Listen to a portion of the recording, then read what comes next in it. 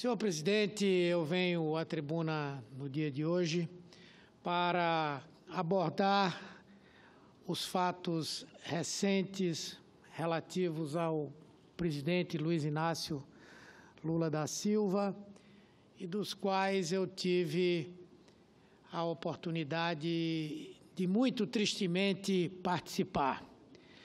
Primeiro, registrar a surpresa pelo arbítrio dessa prisão, sem que houvesse o cumprimento de todos os prazos legais para que essa ordem fosse expedida. O juiz da 11ª Vara de Curitiba, Sérgio Moro, apressou-se em pular estes prazos, em ignorar os recursos legais e prender o presidente Lula. Disse que ele tomou essa medida assodada para que não houvesse tempo de o Supremo Tribunal Federal discutir o tema da prisão em segunda instância e, com isso, evitar que Lula viesse a ser preso. Eu acho que essa atitude, mais uma vez, mostrou de forma clara como esse magistrado, lamentavelmente, tem agido de maneira parcial em todo esse processo. O juiz é um julgador, ele não é um promotor. O promotor é que se envolve no embate com o réu, especialmente com a sua defesa. O juiz é uma figura serena, imparcial, que julga os fatos e não toma partido.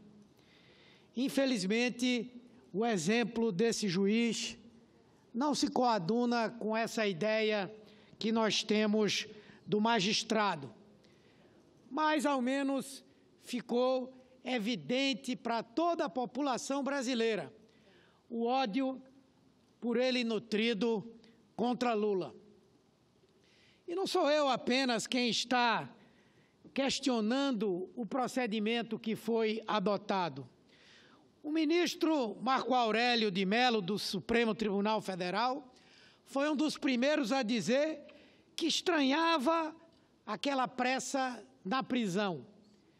E estranhava a própria prisão, porque o que estava em discussão não era meramente a situação do presidente Lula, mas de centenas de milhares de pessoas, especialmente pobres no Brasil, que são prejudicados com essa leitura daquilo que há de mais de cristalino na Constituição brasileira. Ou, por exemplo, o ministro Gilmar Mendes, insuspeito de falar de Lula e do PT, chamou a ordem de prisão de despotismo judicial, senhor presidente. Eu aqui, inclusive, quero fazer minhas homenagens ao ministro Gilmar Mendes, de quem nós divergimos em muitos e muitos momentos, mas que não podemos deixar de reconhecer nele uma pessoa corajosa, coerente e um garantista. O ministro Ricardo Lewandowski, hoje em artigo na Folha, pede o respeito às garantias constitucionais, especialmente ao princípio da presunção de inocência. E enganam-se aqueles que pensam que isso só vai atingir o presidente Lula. Nesse próprio poder legislativo, aqueles que daqui uns dias tiverem seus processos, os seus inquéritos baixados à primeira instância, estarão muito em breve sujeitos a essa interpretação equivocada da Constituição brasileira. E a mídia já está pedindo sangue. Todo mundo está vendo. A televisão, falta agora alguém de mandato ser preso. Então, aqueles que hoje estão respondendo a processos que já estão denunciados, que podem ser julgados a qualquer momento, devem colocar as barbas de molho com relação a isso. Incontáveis juristas renomados no Brasil e exterior se insurgiram contra a aberração da ordem de prisão e não conseguem entender como um país como o Brasil pode ter um juiz tão poderoso como é o senhor Sérgio Moro, que, aliás, hoje, publicamente, dá conselhos à ministra Rosa Weber de como ela deve se posicionar, como se ela precisasse disso para construir a sua opinião, a sua ideia e os seus conceitos. Estivemos lá ao lado de Lula em São Bernardo do Campo desde quinta-feira, e para espanto não só meu, mas de todos que lá estiveram, nós estivemos o tempo inteiro com um homem sereno, tranquilo, senhor de uma consciência limpa, um homem convicto da sua inocência, mas indignado por ser vítima da injustiça que sempre combateu. Lula é alvo de uma caçada implacável a que o mundo todo assiste e que diminui a democracia brasileira. Nós, inclusive, guiados pelo espírito democrático de Lula, não há nesse país ninguém que tenha o espírito democrático, radicalmente democrático, a consciência da importância das instituições, como tem o presidente Lula. E foi por isso que ele, desde o primeiro momento, colocou que iria cumprir a decisão, ainda que em nenhum momento reconhecesse essa decisão, ainda que em nenhum momento considerasse essa decisão justa, porque ele estava sendo condenado sem a clarificação de qual crime que cometeu e sobre as provas que inexistem nesse fato. O objetivo dessa perseguição está cada dia mais claro para a população brasileira. É o desejo de tirar Lula da disputa das eleições. E por isso, a reação no Brasil e no mundo é de revolta e de indignação. Há absoluta consciência de que Lula é vítima de uma caçada implacável que o transformou num preso político. É isso, senhor presidente, o primeiro preso político do país depois do fim da ditadura militar, depois da Constituição de 88.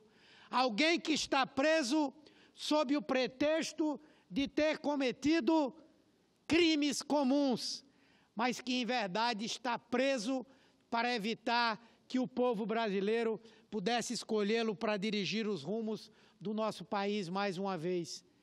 Um homem cuja prisão significa a cassação dos votos de dezenas de milhões de brasileiros, dezenas de milhões de pessoas que estão sendo cassadas nesse momento do direito de escolher o homem que querem para dirigir os destinos do nosso país.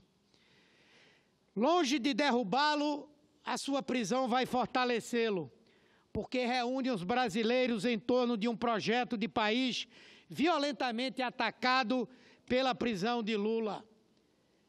E pasme, senhor presidente, cada um que lá chegava para falar com Lula, muitos desesperados, chorando, e quem os acolhia, quem os acalentava era Lula, mostrando uma força interior que é típica daqueles que sabem que já não são pessoas comuns, são história, representam a história do Brasil.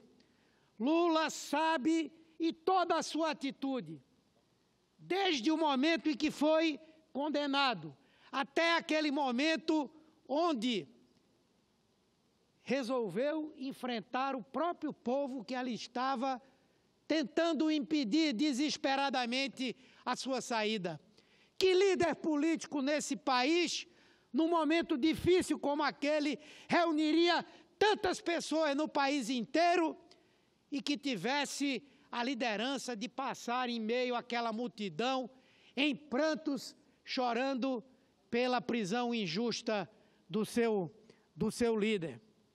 A reação veio rapidamente.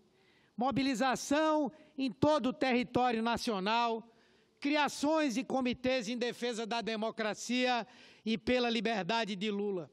Milhares de brasileiros estão mandando cartas de solidariedade e ligando para a sede da Polícia Federal no Paraná para manifestar apoio ao ex-presidente.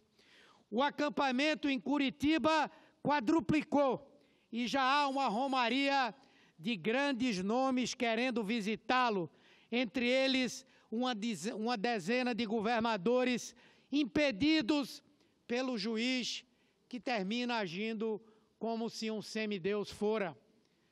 Governadores de 10 estados do Brasil, que estão ali para externar a sua solidariedade, o seu apoio, pessoas que conhecem Lula não de hoje, mas de Lula, presidente da República, que resgatou cada um dos 27 estados dessa federação e que hoje, como disse o pastor Bel, aqui eu agradeço a manifestação dele, está sendo tratado como se fosse um inimigo público número 1. Já há mais de 150 mil assinaturas para indicar Lula ao Prêmio Nobel da Paz. E ainda esta semana haverá... Vou concluir, senhor presidente. E ainda esta semana haverá massivas manifestações em todo o país.